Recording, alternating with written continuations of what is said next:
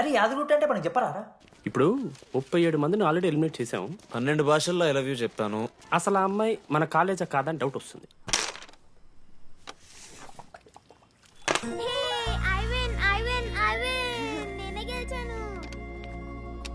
అరే చింటూ, ఎందుకురా ప్రతిసారి చెల్లి కోసం కావాలని ఓడిపోతుంటావు? నేను గెలిస్తే అది ఆడడం మానేస్తుంది.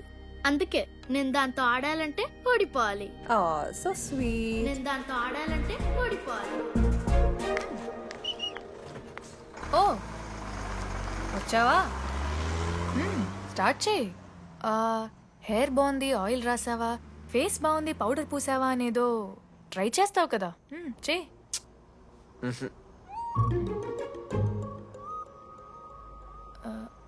అయితే నేను వెళ్ళనా? శృతి, నేనెంత ట్రై చేసినా నువ్వు నాకు పడవు. ఎందుకు?